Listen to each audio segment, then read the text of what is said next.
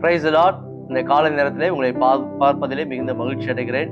நம்முடைய தியானத்துக்கு ஒரு வேத வசனத்தை வாசிப்போம். ஆபகுக் எழுதின தீர்க்கதரிசன புத்தகம் 3வது அதிகாரம் 17வது வசனம் 18வது வசனம் 2 வசனத்தை வாசிப்போம். அத்திமரம் துளிர் விடாமல் போனாலும், திராட்சை செடிகளில் பழம் உண்டாகாமல் போனாலும், ஒலிவ மரத்தின் பலன் அற்று போனாலும், வயல் தானியத்தை விளைவியாமல் போனாலும், கிடையில் ஆட்டு மந்தைகள் முதலற்று போனாலும், தொழுவத்திலே மாடு இல்லாமல் போனாலும், நான் கர்த்தருக்குள் மகிழ்ச்சியா இருப்பேன், என் ரட்சிப்பின் தேவனுக்குள் களி கூறுவேன்.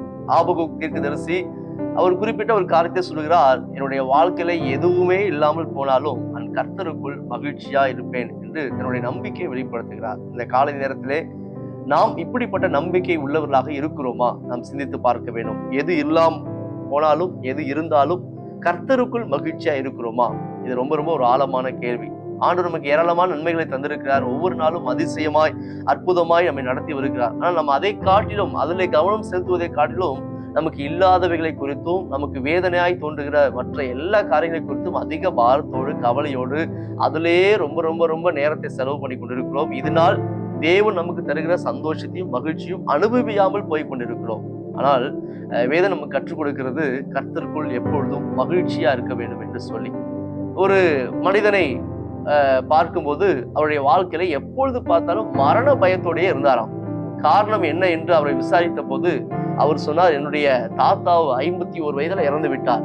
அடுத்து என்னுடைய தகப்பனார் 46 வயதுல இறந்து விட்டார். எனவே அதற்கு முன்பதாகவே நானும் இறந்து விடுவேன் என்று சொல்லி மரண பயத்தோடையே இருந்தாராம். நாட்கள் சென்றது, வருடங்கள் சென்றது. இவருக்கு 46 வயது வந்து விட்டது. அதை கடந்து விட்டார். உடனே இவருக்கு கொஞ்சம் மகிழ்ச்சி, பரவாயில்ல, என்னுடைய அப்பாவுடைய வயசை நான் கடந்துட்டேன் அப்படின்னு சொல்லிட்டு அவர் சந்தோஷமா இருப்பாரு. பார்த்தா அடுத்த நிமிஷம் அவருக்கு ஒரு கவலை வந்தது.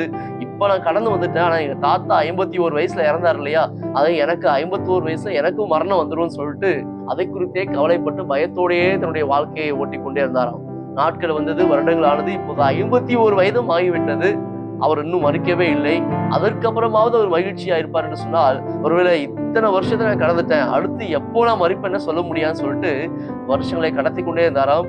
அதனுடைய முடிவிலை பார்க்கும்போது கிட்டத்தட்ட 93 வருடங்கள் அவர் உயிரோடு வாழ்ந்திருக்கிறார். ஆனால் ஒரு நாள் கூட நிம்மதியாக சந்தோஷமாக வாழவில்லை. அதற்கு பதிலாக ஒவ்வொரு நாளும் மரண பயத்தோடு தான் வாழ்ந்திருக்கிறார்.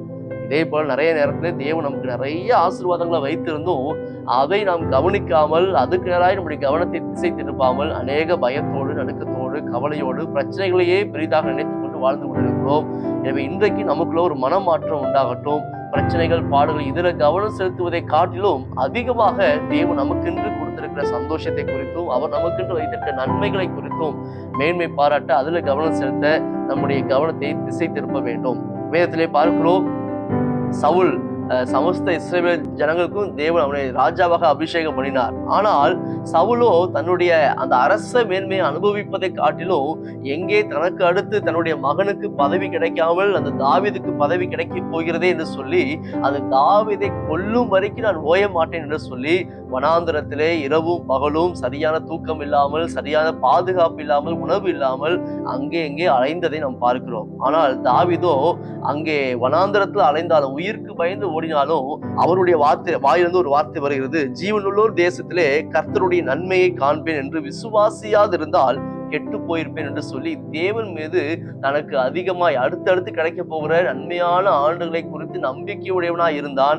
அதனாலே தாவீதுக்கு அரச பதவி கிடைத்தது. அவனுடைய சந்ததிக்கும் அந்த மேன்மை, ராஜ மேன்மை கிடைத்தது. ஆனால் ராஜ மேன்மையை ஏற்கனவே பெற்றுக்கொண்ட அந்த சவுலோ அந்த தாவீதை கொல்வதற்காகவே முயற்சி செய்து தன்னுடைய எல்லா மேன்மையை இழந்து விட்டான், தன்னுடைய நிம்மதியை இழந்து விட்டான். அதே போல இன்றைக்கு பிரச்சனைகள், கவலைகள் இதையே சிந்தித்துக் கொண்டிராமல் தேவன் இப்பொழுது தந்திருக்கிற நன்மையான காரியங்களுக்காக நன்றி செலுத்துங்கள். அடுத்து இனிமேல் உங்க வாழ்க்கையில தேவன் செய்ய போகிற மிகப்பெரிய காரியங்களுக்காக எதிர்பார்ப்போடு, சந்தோஷத்தோடு காத்திருங்கள். கர்த்தர் நிச்சயமாக நம்முடைய வாழ்க்கையில மேன்மையான காரியங்களை ஏற்படுத்த அவர் போதுமானவராக இருக்கிறார். எனவே நம்ம இந்த நாளில் கற்றுக்கொள்கிற முக்கியமான காரியம், எப்பொழுதும் கர்த்தருக்குள் மகிழ்ச்சியா இருக்க வேண்டும். கர்த்தருக்குள் மகிழ்ச்சியா இருப்பதே நம்முடைய பலனாக இருக்கிறது. எனவே ஒவ்வொரு நாளும் கர்த்தருக்குள் மகிழ்ச்சியா இருக்க, சந்தோஷப்பட்டு களி கூற கர்த்தர் தாமே உங்களுக்கு உதவி செய்வாராக. ஆமென். God bless you.